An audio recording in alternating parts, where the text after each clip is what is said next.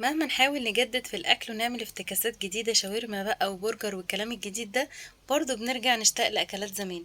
وأنا هنا بقى اشتقت كده لحبة ملوخية بالطشة، وكمان فراخ من الصغننة المحشية بالفريك دي.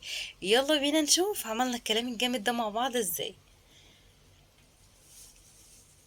أول حاجة هنا بقى هنجيب الحلة ونضيف فيها كده زبدة وحبة زيت صغننين قوي علشان يفلفلوا معانا ال- الحشوة اللي احنا هنعملها.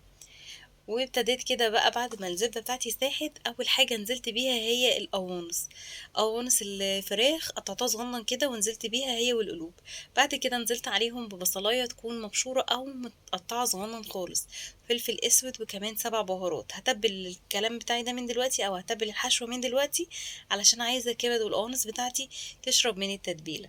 بعد ما قلبت كده او سبت الكبد والقوانص شوية كده يعني تبقى شبه مستوية، نزلت كمان بالكبدة بعدها عشان طبعا كلنا عارفين الكبدة بتاخدش سوا القوانص، عشان كده نزلت بالقوانص في الأول.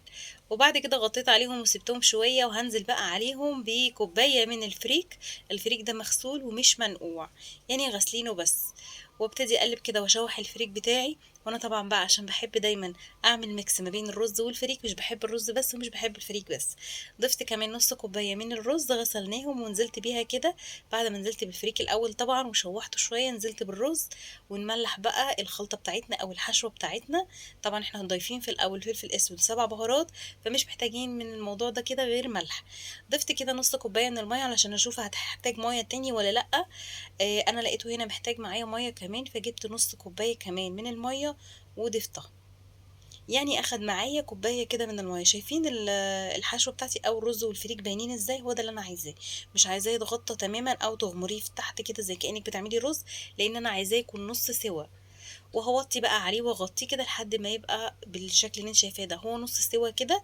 هسيبه بقى يبرد تماما، اوعي تحطيه وهو سخن خالص. الفراخ بتاعتي بقى بعد ما غسلتها كده نقعتها في في محلول. محلول ده فيه ايه؟ سكر وملح وعصرة ليمونتين 3 كده وشوية خل. ونقعتهم شوية كده، وبعد كده ابتدي اعمل لهم التتبيلة بتاعتهم. اتبل الفراخ بتاعتي. بحب اتبل اي حاجة بحشيها عشان تكون مطعمة من جوه كده ومتبلة وطعمها حلو. بصلاية وزي ما شفتوا عليها فلفل اسود وملح وكمان 7 بهارات. دعكت كده البصل بالتوابل بتاعتي. وابتدي اجيب الفراخ بعد ما صفيتها كده من المحلول اللي انا عملته. وابتدي كده اورق كده ما بين الجلد واللحم علشان ادخل التتبيلة كده، وكمان علشان افرغ مكان الحشوة اللي انا هحشيها فيما بعد. زي ما انتوا شايفين كده دخلت بقى التتبيله بتاعتي عشان اتبل كده الصدر بتاعي او اتبل لحم الصدر. التتبيله كده دخلتها ما بين الجلد واللحم، وهسيبها كده حوالي ساعه علشان تشرب كده من التتبيله بتاعتي، عقبال بقى ما الحشوه بتاعتي تبرد. هنا بقى الحشوه بتاعتي بردت خلاص. باكد عليكي تاني، اوعي تحطي الحشوه وهي سخنه علشان هتنشطي البكتيريا بتاعت الفراخ، وده طبعا حاجه مش صحيه تماما. حشيت بقى بالشكل اللي انتوا شايفينه دوت في الاول في الفرخه. وبعد كده برضو حطيت على ما بين الجلد يعني واللحم. حطيت من الحشوه بتاعتي. حابه بقى ان انت تحطي كمان من في الزور يعني او في الرقبه، براحتك تماما. انا هنا الفراخ بتاعتي كانت فراخ صغيره، يعني كانوا الفرختين دول عاملين كيلو ونص، ما كانوش كبار. وده بقى بصراحة اللي انا كنت عايزاه، يعني عايزة فراخ صغنونة كده علشان عايزة حاجة كده تبقى شبيهة للحمام.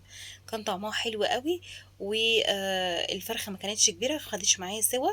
وبعد ما خلاص حشيتها، اقفليها بقى زي ما انت عايزة تقفليها. عايزة تقفليها بالخلة الماشي، عايزة تكتفيها كده اللي انت عايزة. انا عملت الاتنين.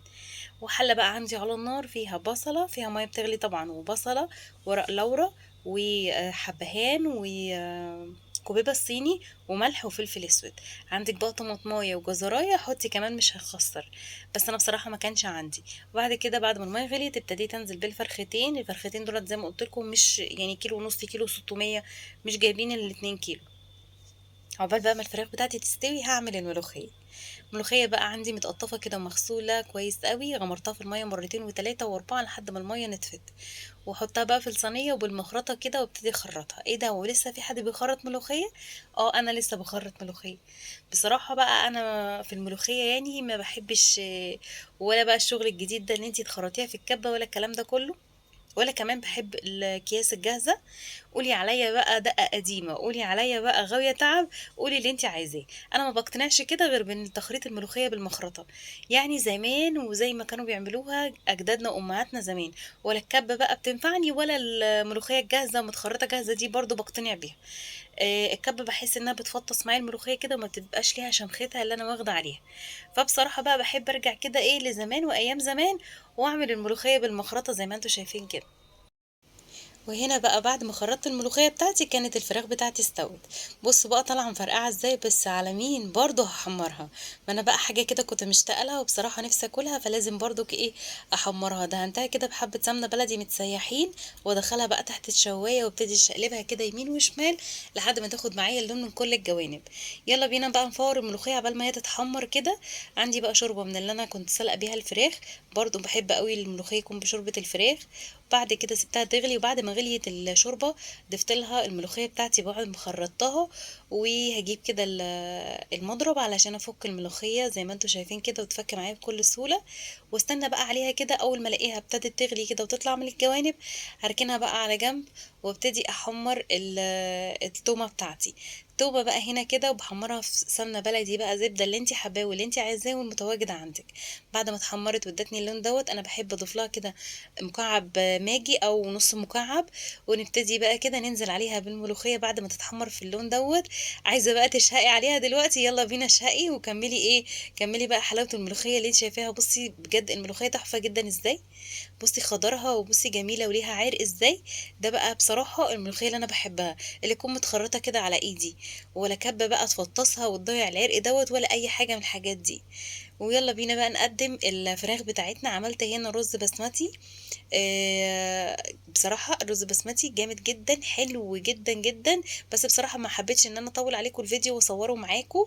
عملته كتير قبل كده فما حبيتش يعني ان انا اطول عليكم الفيديو.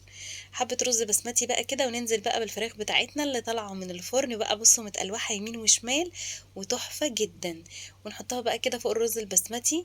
وبكده بقى اكلتنا تكون جاهزة. بصوا بقى بجد مفيش جمال احسن من كده. الفراخ تحفة ولونها جميل واخدة اللون الجميل بتاعها من كل الجوانب. والملوخية بقى بصي بقى وسع طريق. بصي بقى اللون بتاعها عامل ازاي. شايفين الخضار باين ولا باين اكتر. بصراحة بقى احلى حبة ملوخية تاكليهم كده اللي انتي مخرطاهم على ايدك. وكمان بقى كده طشاهم وحلوين وجمال. وانا خلصت الفيديو، متنسوش اللايك.